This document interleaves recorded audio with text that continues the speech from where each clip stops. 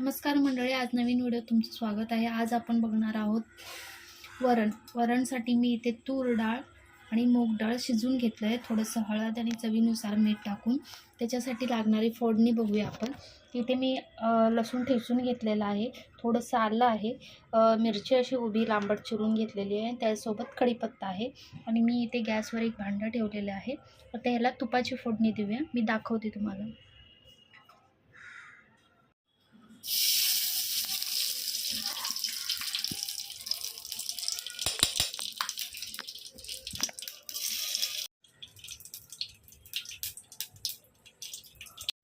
तूप आपलं गरम झालेलं आहे, त्याला आपण जिरे आणि मोहरीची फोडणी देऊया।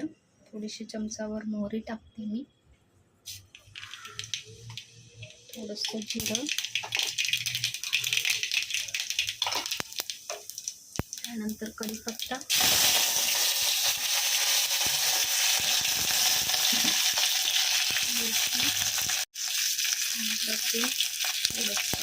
आलं,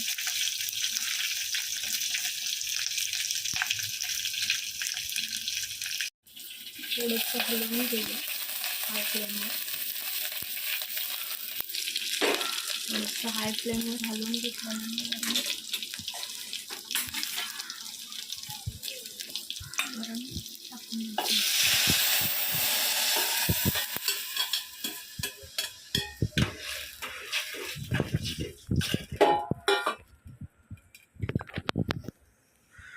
आता याला उकळी येऊ द्यायची, आपलं मस्त वरण तयार आहे।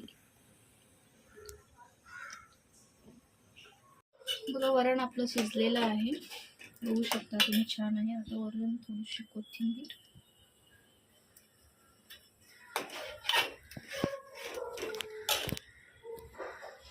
हे आपलं वरण रेडी झालेलं आहे।